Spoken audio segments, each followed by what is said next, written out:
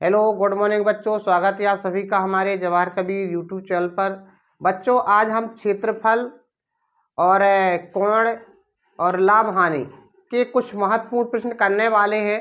Total 10 प्रश्न होंगे आपके, चार पाँच प्रश्न होंगे आपके क्षेत्रफल से संबंधित, और उसके बाद 3 क्वेश्चन हैं आपके कोण से संबंधित, फिर उसके बाद 2-3 क्वेश्चन हैं आपके लाभ हानि से संबंधित। तो यहाँ पे मैं लगभग जो आपको 10 प्रश्न बताने वाला हूँ, रामबाण प्रश्न है। आपकी परीक्षा में मुझे ऐसा विश्वास है कि 100% ऐसा ही कुछ पूछा जाएगा। इन 10 प्रश्न में मुझे उम्मीद है कि कम से कम 5 सवाल आएंगे, 10 में से 5 सवाल आएंगे, है ना। मैं मतलब ऐसा मान के चलता हूँ, ठीक है ना। तो अपन को सीख के रखना है इन प्रश्नों को। आप बढ़िया से वीडियो को पूरा देखना, और अगर हमारे चैनल पर नए हैं तो सब्सक्राइब करना, वीडियो अच्छा लगे तो लाइक करना, शेयर करना, ठीक है। चलो शुरू करते हैं। आपको मेरे साइड में स्क्रीन पर आपको प्रश्न दिख रहा होगा, ठीक है। प्रश्न आप लोग पढ़ लीजिएगा।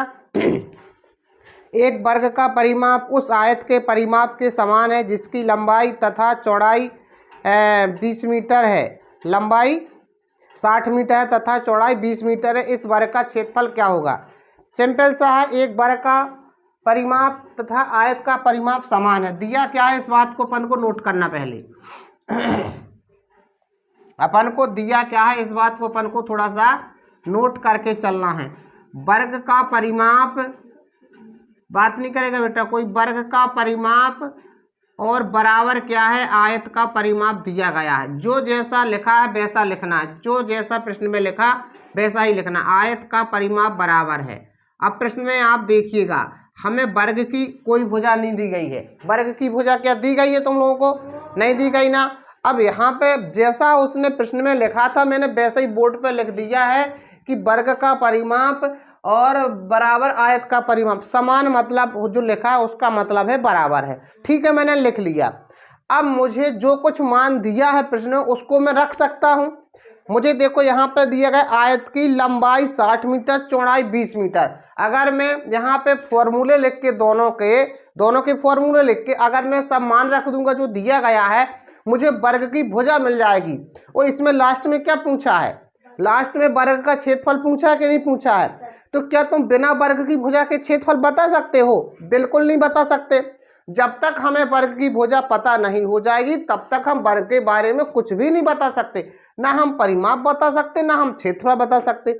इसलिए उसने जो हिंट किया था, जो उसने लिखा था, उसका मतलब था बेटा दोनों को बराबर में लिख के, दोनों के सूत्र बराबर में लिख के आप मान रख के भुजा निकालो। भुजा निकालने के बाद आप वर्ग के क्षेत्रफल का फॉर्मूला लगा के वर्ग का क्षेत्रफल निकाल दो। बात समझ में आई, ठीक है।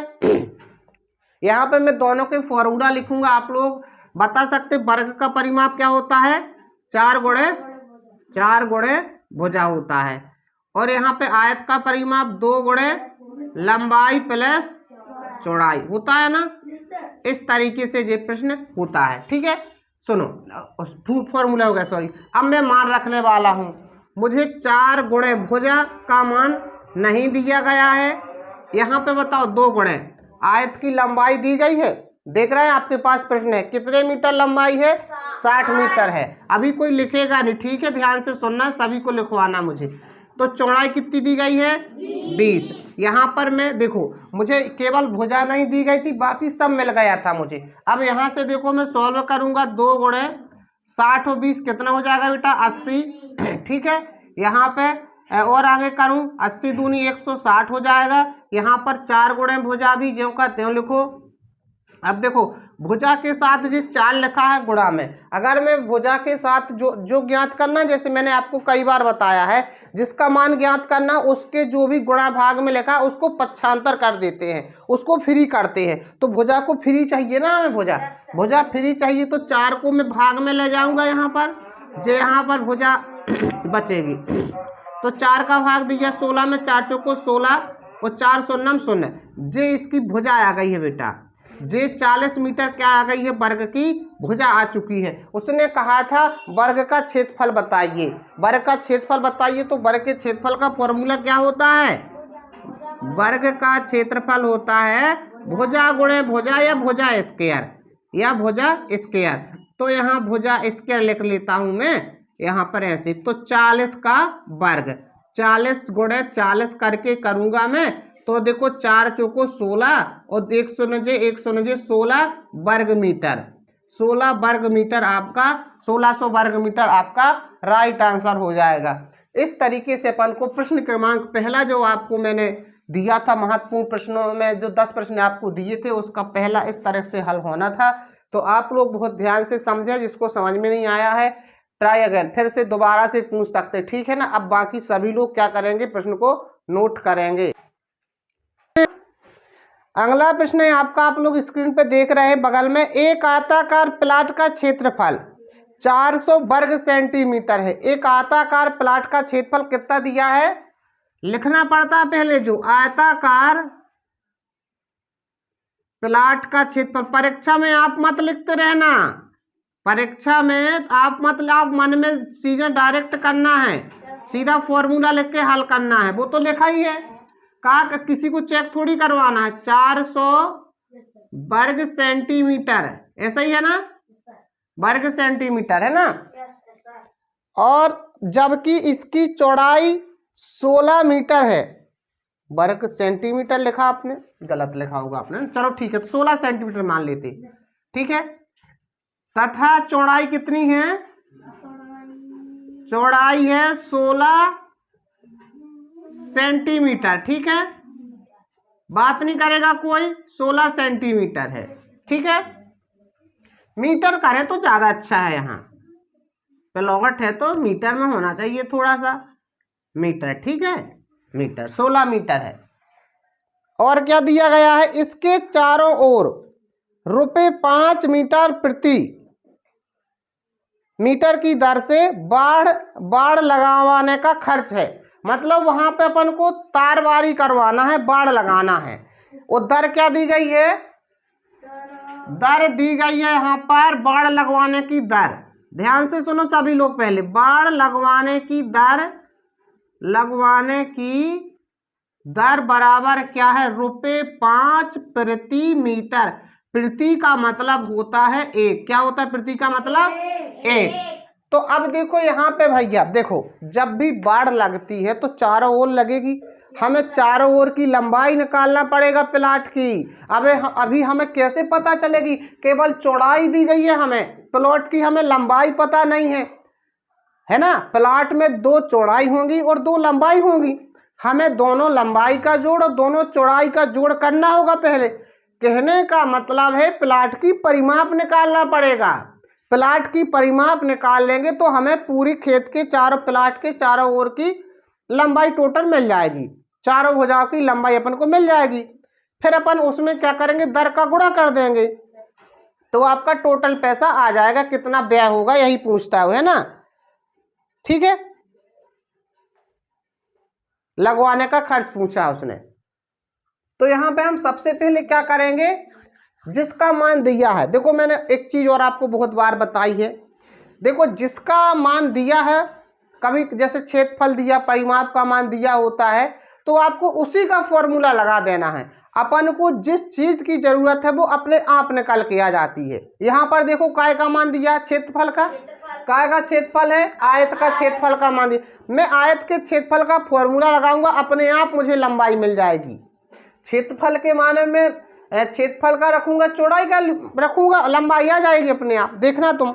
और फिर मैं क्या करूंगा, जैसे लंबाई मिल जाएगी मैं परिमाप का फॉर्मूला लगा दूंगा, परिमाप का फॉर्मूला लगाऊंगा तो परिमाप आएगी, अर्थात खेत प्लॉट के चारों भुजाओं की लंबाई मिल जाएगी। फिर मैं 5 का गुणा करूंगा, देखो यहाँ पर, तो आयत का, जो आयताकार प्लाट है तो आयत का क्षेत्रफल का फॉर्मूला क्या होता है, आयत का क्षेत्रफल होता है अपना बेटा लंबाई गुणे चौड़ाई। बात नहीं करेंगे, ध्यान से। आयत का क्षेत्रफल दिया गया कितना है, 400 वर्ग मीटर, मैंने 400 यहाँ लिखा। लंबाई कितनी है, नहीं दी गई, लंबाई नहीं दी गई है, चौड़ाई दी गई है 16 मीटर। अब देखो तुम ध्यान से, जी क्या इसके साथ काय में लिखा है, गुणा में, बात नहीं करेंगे बेटा, गुणा में लिखा तो 16 कहाँ जाएगा, 400 के भाग में जाएगा कि नहीं जाएगा। इस बात को सीखो आप कि पक्षांतर कैसे किया जाता है। जे 16 बराबर के इस तरफ से इस तरफ आ गया तो यहाँ इसके साथ गुणा में था, तो इसके साथ भाग में होगा उल्टा। ठीक है ना। चलो 16 का भाग करोगे आप तो 16 दूनी 32, बची कितनी आपकी 40 में से 32 गई, बची आपकी 8, शून्य उतारा अपन ने, 16 पंचे 80, 25 मीटर आ गई बेटा लंबाई। लंबाई आ गई कितनी 25 मीटर आ गई। चलो हमें प्लॉट की लंबाई चौड़ाई दोनों अब ज्ञात हो गई हैं। हमें चौड़ाई उसने पहले से दे रखी थी, हमने क्षेत्रफल का फॉर्मूला लगा के और अपन ने लंबाई भी निकाल ली है। अब हम क्या करेंगे, परिमाप निकाल लेंगे। परिमाप निकलेगी तो चारों भुजाओं का योग मिल जाएगा। ठीक है। चलो तो यहाँ पे आयत का परिमाप का फॉर्मूला क्या होता है, आयत का परिमाप बराबर 2 गुणे लंबाई प्लस, देखो आपके फॉर्मूले भी रिपीट हो रहे हैं इसी माध्यम से। ठीक है ना। तो 2 गुणे लंबाई का मान 25 है, चौड़ाई का मान 16 है। 25 और 16 41 होता है क्या, 41 होता है ना। 6 5 11, 3 1 2 3 1 हासिल की 4, 2 1 कम 2, 2 चौको 8, 82। ये 82 मीटर टोटल भुजाओं की लंबाई है। प्लाट की पूरी लंबाई चौड़ाई सब अपन ने जोड़ी, दोनों लंबाई को दोनों चौड़ाई को जोड़ा तो अपनी टोटल लंबाई आ गई है 82 मीटर। कुछ इस तरीके से प्लाट है जी प्लाट कुछ इस तरीके से है। यहाँ पे जो इसकी लंबाई है 25 मीटर और चौड़ाई है कितनी 16 मीटर। अब आप सबको जोड़ो, 25 जे है तो 25 जे भी होगी, 16 जे है तो 16 जे भी होगी। ठीक है ना। अब सबका प्लस करोगे तो 82 आता है। अच्छा 1 मीटर का पैसा पता कितना लगता है, 5 रुपया खर्च होता है 1 मीटर बाड़ लगाने में। इसका मतलब यही है, बाड़ लगवाने की दर 1 मीटर बाड़ लगवाना है तो 5 रुपये खर्च होता है।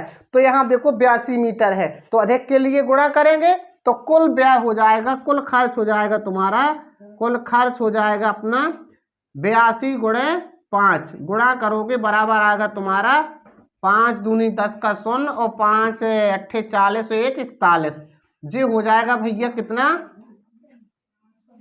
410 रुपया हो जाएगा टोटल खर्चा। तो इस तरीके से इस सवाल को अपन को क्या करना रहा, हल करना रहा है। बात समझ में आई सबको। देखो इतना कठिन नहीं है, सवाल बहुत आसान था। आप थोड़ा सा उनको बार बार करो। देखो सवाल जो आपके पास लगे होते हैं उनको बार बार करने से आपके दिमाग में मेथड सेट होती है, विधि सेट हो जाती है। वो आपको फिर पता चलता है कि इस तरीके का सवाल हमारी फेयर में रहा, हमें इसको ऐसे सॉल्व करना। ठीक है ना। तो सभी लोग नोट करेंगे। ठीक है। चलो अगला क्वेश्चन देखो आप लोग, एक वर्ग की प्रत्येक भुजा अपनी 1/4 हो जाए। मतलब भुजा पहले अगर कितनी है 4 है तो फिर क्या हो जाए 1 हो जाए। 4 का 1/4 क्या आएगा 1 आएगा, 4 का 1/4 1 आएगा।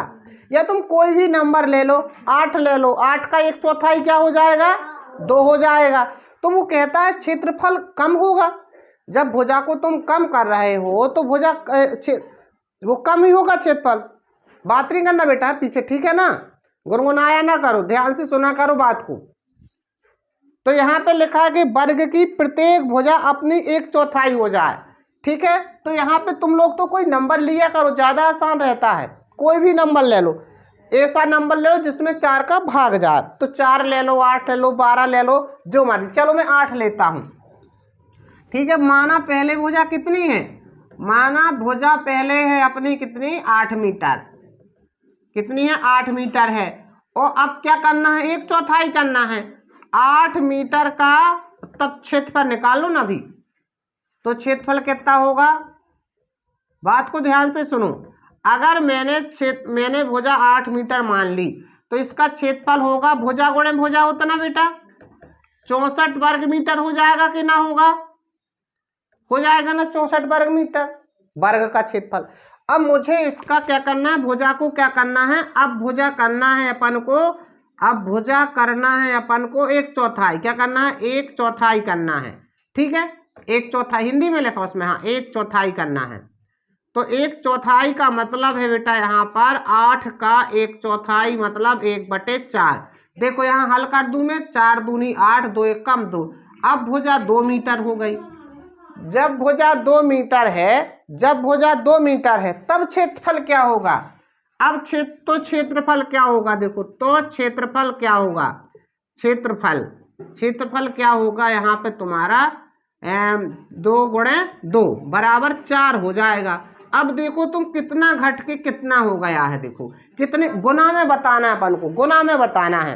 तो अपन कुछ ना करेंगे बेटा, यहाँ पर 4 का इसमें भाग कर देंगे। अब लिखेंगे ऐसा हम, तो क्षेत्रफल घटकर वैसे ही बटे में बताना है, बटे में बताना है। तो 4 ऊपर लिखोगे और जो 64 नीचे लिखोगे। तो देखो 4 एक कम 4, 4 एक कम 4 और 4 छंग 24, 1/16 आता है। मैंने 4 से इसको काटा तो 1/16 हो जाएगा क्षेत्रफल घटकर। ऐसे करना था। देखो अगर कोई भुजा, ठीक है ना, देखो पहले क्या थी, मैंने 8 ली, फिर 8 का मैंने 1/4 कर दिया, तो कितना हो गया तुम्हारा 2 आ गया। 8 का 1/4 2 मीटर, 2 का क्षेत्रफल निकालो, दो भुजा वाले का तो 4 आया। फिर 4/64 लिख के मैंने बता दिया कितना हो जाएगा। और करने का तरीका एक और सुनो, तुम अभी लिखना नहीं है, सुनो मेरी बात, अभी लिखना नहीं है आपको, मेरी बात को सुनो। माना पहले भुजा कितनी है, माना भुजा x ही मान लो तुम, अगर मानना है तो ठीक है। तो माना की भुजा क्या है, माना भुजा क्या है, पहले x मीटर है, ठीक है। तो क्षेत्रफल हो जाएगा कितना, x²। भुजा गुणे भुजा करोगे ना, तो क्षेत्रफल हो जाएगा बेटा x गुणे x बराबर x² हो जाएगा। बात समझ में आई। सुनो अब क्या करना है, अब भुजा करना है अपन को 1/4। अब भुजा क्या हो गई है, 1/4, भुजा 1/4। 1/4 का मतलब यहाँ पर है 1x/4। अब x/4 हो गई भुजा। अब तो क्षेत्रफल क्या होगा, तो क्षेत्रफल आपका क्या होने वाला, देखो आप लोग, तो क्षेत्रफल होने वाला है x/4 गुणे x/4। भुजा गुणे भुजा ही होता है कि नहीं होता है। तो यहाँ x का x में करोगे x² बेटा, और 4 चौको 16, जे आ गया है आपका, देखो आ गया है कि नहीं। अब बस 16 आ गया, अब समझ जाओ 1/16 है। अब देखो एक क्षेत्रफल जे था तुम्हारा, एक जे आ गया। अब आपको इसको इसके बटे में लिखना है ना, इसको इसके बटे में लिखना है। देखो यहाँ पर तो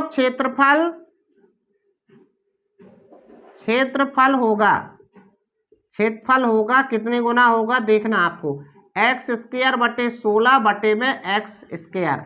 तो यहाँ पर एक लिखो, जी सबसे ऊपर जाता है भिन्न में, जे यहाँ पर जाता है। तो यहाँ पे x² बटे में 16, जे जाएगा यहाँ पर 16 के साथ x², जे कट गया बेटा, x से कम x² एक बार जाएगा 1/16। अब चाहे तुम जैसा भी करो उसको, देखो है ना। अब वो तो 8 वाला अच्छा आसान तरीका, 8 वाला आसान तरीका है ना, इसमें x मानो, फिर है ना दिमाग इधर उधर होता है, तो तुम लोग जो लिखना चाहो वो लिख सकते हो, ठीक है, ठीक है। चलो लिखो सब लोग। चलो तो इस तरीके से भी इस क्वेश्चन को लगा सकते हैं अपन लोग, 4 भुजा मान के भी कर सकते हैं। आपका 1/16 आंसर आ जाएगा, 1/16 भाग हो जाएगा, ठीक है ना। टोटल का 16वां हिस्सा होगा वो, ठीक है ना। चलो अगला क्वेश्चन है आपका चौथे नंबर का, एक वर्ग तथा आयत के क्षेत्रफल बराबर है। पहले मैं तुरंत लिख लेता हूं यार, मैं बताऊं जो दिया गया होता है ना बेटा, बात नहीं करो पीछे, फिर मैंने तुमसे बताया ना, भी सीधी भगाऊंगा बाहर, बता दिया मैंने।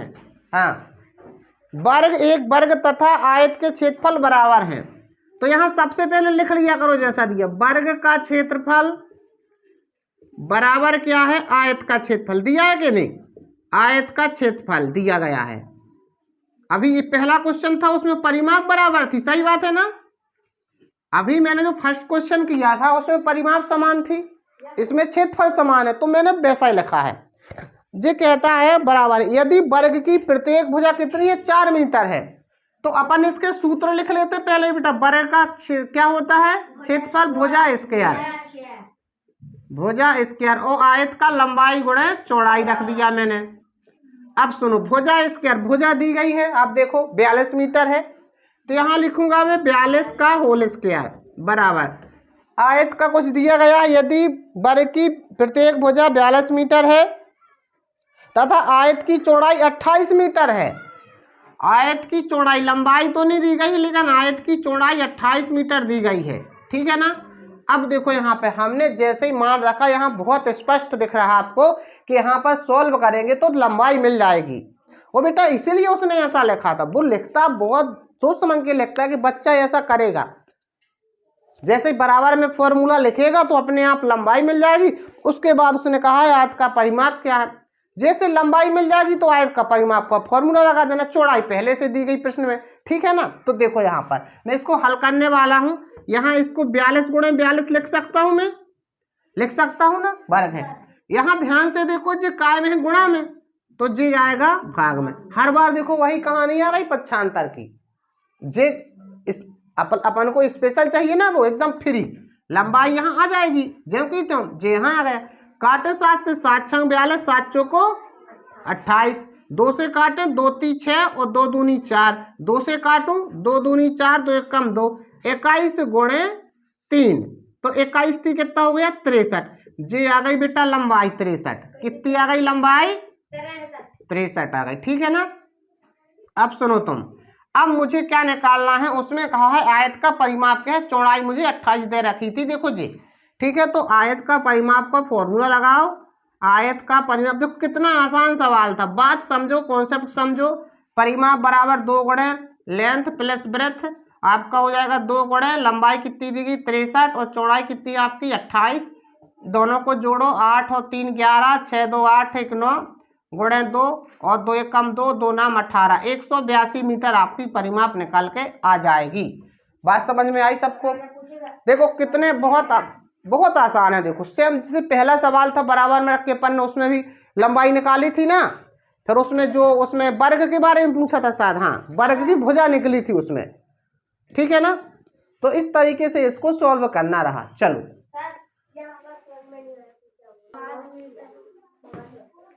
चलो अगला क्वेश्चन जो आपको चित्र दिख रहा है बना, इसमें आपको बताना था कि किस प्रकार का कोण प्राप्त होगा या किस प्रकार का कोण बना है, ऐसा है ना। तो आपको यहाँ पे क्या लिखना है, न्यून कोण बना है, ठीक है ना। क्या बना है, न्यून कोण हो गया। तो 5वें का आंसर तो बहुत आसान था आपका, न्यून कोण बना। इस तरीके का प्रश्न बेटा पूछा गया पिछले साल परीक्षा में। 6वें पे देखो, 6वां में क्या कहा था, 6वें में आपने इसमें कहा था प्रतिवर्ती कोण, नहीं कैसा, चलो 5वां क्वेश्चन था 2.5 मीटर भुजा वाली 4 वर्गाकार मेजों के किनारों से किनारा मिलाकर इस प्रकार रखा गया है कि एक बड़ी आयताकार मेज प्राप्त होती है। इस बड़ी मेज का परिमाप बताना है। देखो जब भी बहुत आसान क्वेश्चन था जी, 5 नंबर का न्यून कोण दूसरे नंबर में रहा, लेकिन कोई दिक्कत नहीं। तो यहाँ पे देखो तुम, जे यहाँ पर जो मेज है ना, 4 मेजें रखी हैं और चारों मेजें कैसी हैं, चारों मेजें वर्गाकार हैं।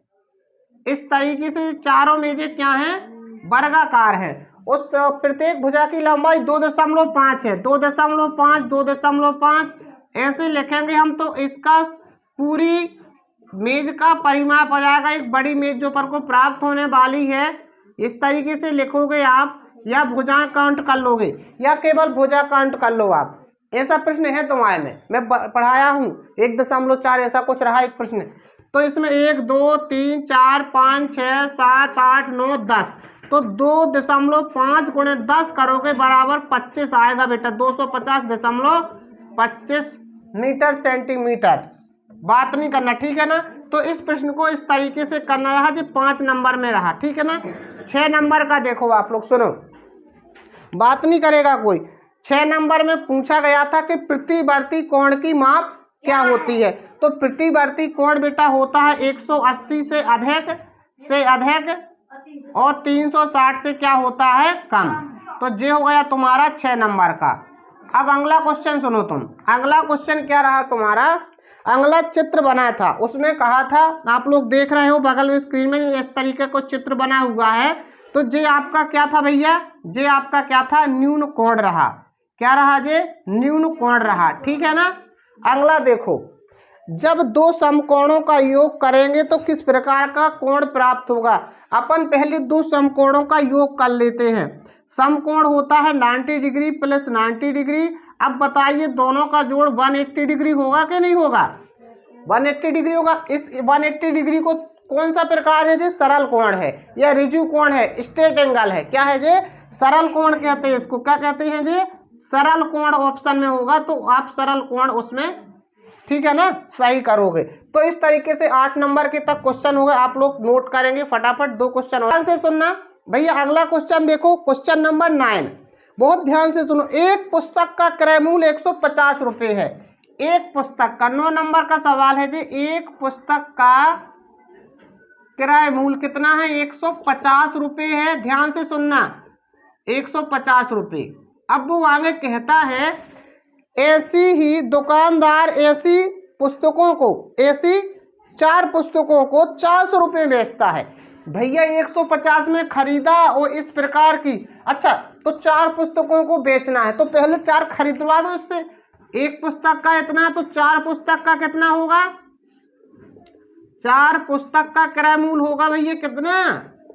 150 गुणे 4 बराबर 5, 15 चौको 60, 600 रुपया हो गया। अब देखो ऐसी 4 पुस्तकों को, इन 4 पुस्तकों को कितने में बेचता है? वो बेचता है कितने में? 400 में। 4 पुस्तकों का विक्रय मूल्य कितना है भैया? विक्रय मूल्य कितना है? 4 पुस्तकों का विक्रय मूल्य, 4 पुस्तकों का विक्रय मूल्य जी बहुत लोगों से बन गया था सवाल, 400 रुपये है।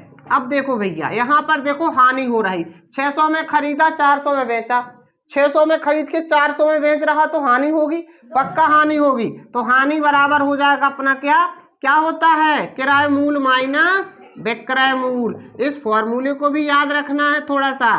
तो यहाँ पर क्रय मूल्य 600 है, विक्रय मूल्य 400 है, हानि हो गई रुपये 200। इस तरीके से ये हानि वाला प्रश्न रहा। अगला प्रश्न भी देखेंगे आप लोग थोड़ा सा, अभी लिखना नहीं, अभी देखना है। लास्ट प्रश्न है आपका 10वां सवाल। लिखा नहीं बेटा आपके में इसमें? चलो लास्ट सवाल देखो, 10वां सवाल जो आपकी स्क्रीन पर दिख रहा है। एक वस्तु को रुपये 2540 में बेचने पर जो लाभ प्राप्त होता है, विक्रय मूल्य कितना है? देखो एक विक्रय मूल्य है कितना? विक्रय मूल्य है आपका कितना? विक्रय मूल्य है 2540। विक्रय मूल्य 2540 है तो लाभ क्या है? तो लाभ होगा, उसमें दिया है x है, ठीक है ना। माना कि यदि इसी वस्तु का विक्रय मूल्य यदि इसी वस्तु का विक्रय मूल्य 1850 हो जाता है, 2500 कितना 40 लिखा था ना, 2540। यदि इसी वस्तु का विक्रय मूल्य 1850 हो जाता है, 50 है, तो हानि इसी के बराबर है। उसने कहा ना लाभ हानि बराबर है, उसने कहा है।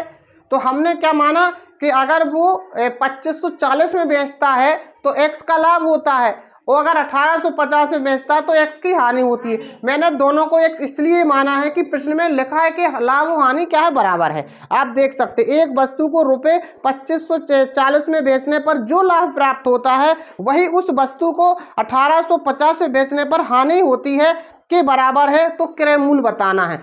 एक मैं बहुत सिंपल बता दूं आपको, इसमें लाभ वाला विक्रय मूल्य और हानि वाले विक्रय मूल्य का अंतर इन दोनों के योग के बराबर होगा। यहाँ पे देखो, यहाँ पर 1850 माइनस 25, सॉरी बड़ा करेंगे, 2540 माइनस 1850 बराबर करेंगे अपन एक्स कितना हो जाएगा? 2x हो जाएगा जी। यहाँ घटाओ शून्य का शून्य, 14 में से यहाँ 5 गई, कितनी बची? 9 है ना। 14 से 5 गई 9, यहाँ पे 4 बचा, तो 14 में से 8 गई 6, फिर यहाँ पर 0, 690 आता। सुनो अब x का मान बताना अपन को, 2 से काटो इसको, 2 3 6, 2 चौको 8, 2 पंचे 10, 345। ये 345 लाभ है ना, 345 लाभ हो, 345 ही हानि है।